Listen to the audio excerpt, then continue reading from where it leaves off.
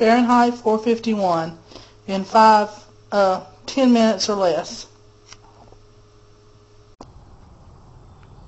Our story takes place in a time when books are banned, when anyone found in possession of a book will be arrested and taken off to prison.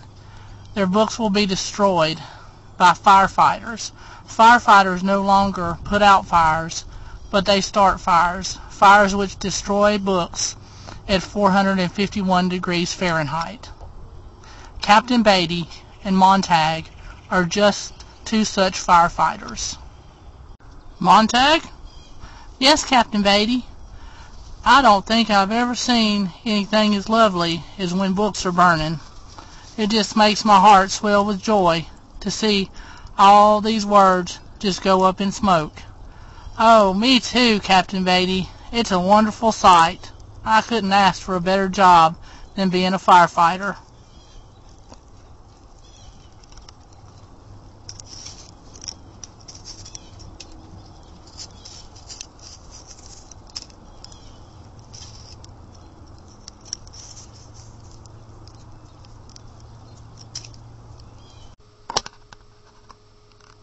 Later on that evening, after a long day's work, Montag is walking home and runs into Clarice. Clarice is a different kind of woman. She reminds him of his wife and how she used to be, fresh and interesting and excited and curious. She notices the moon, she notices the stars, and she makes Montag start to notice them too.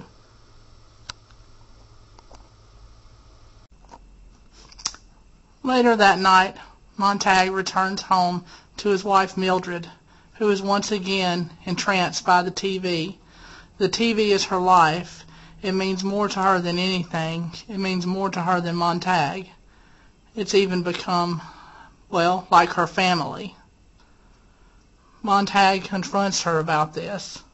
Mildred, you're always watching TV. You never talk to me. We never discuss things. Hold on, Montag. Wait a minute. This is an important scene coming up. They're going to involve me in the whole TV show. It's like I'm part of their family.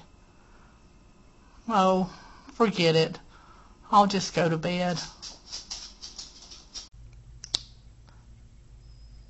Later that night, Montag awakes and realizes that his wife Mildred has tried to commit suicide by overdose. Luckily, in this day and time, there are men who can handle such matters. The next morning, Mildred doesn't remember a thing about the suicide attempt. All she knows is that she slept like an angel, and she's just ravenous this morning. She is so hungry she could eat anything. But Montag is worried. Montag is worried about the life that they live. Or is it really a life at all?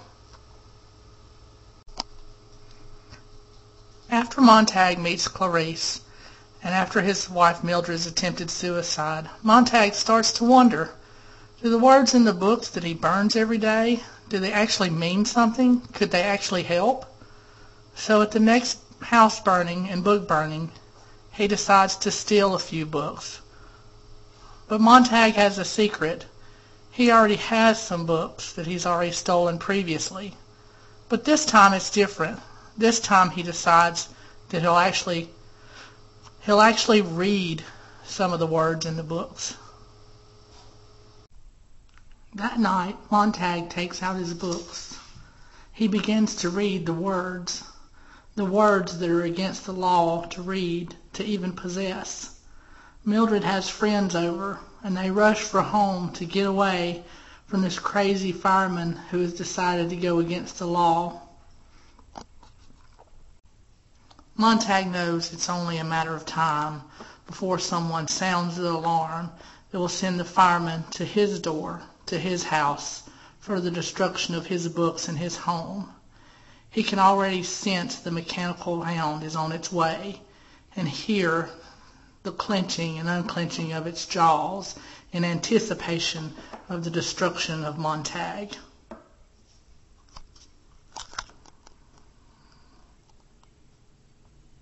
I will take you out, sucker. You will not have these books. Montag has been caught. Chief Beatty has brought him here to set his own house on fire.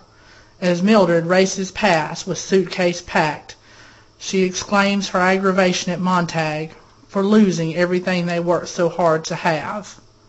Chief Beatty rants and raves that Montag will be arrested as soon as he sees the last ember burn out from his house being set afire. As Montag watches his home burn to the ground, all he can hear is the noise of Captain Beatty ranting and raving about how he'll be in prison as soon as this is all over with. He takes the blowtorch and he burns Captain Beatty to smithereens, and while he's at it, he burns the mechanical hound as well. Having killed the fire chief, Montag seeks out refuge at Mr. Faber's house. He has found him a good friend, a friend that will protect him and will help him any way he can.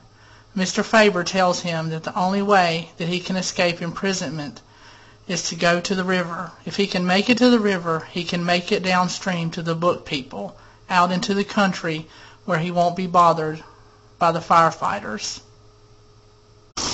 Finally, Montag makes it to the river to meet up with the book people.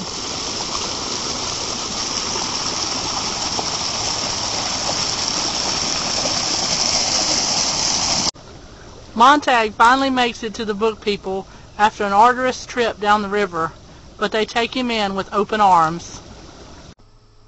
As Montag drives out from his journey down the river, Granger, the head of the book people, tells him that their sole purpose is for each one of them to remember a book, so that when the world is ready again, that they will come forth and write that book down for all the world to enjoy, to question, to understand.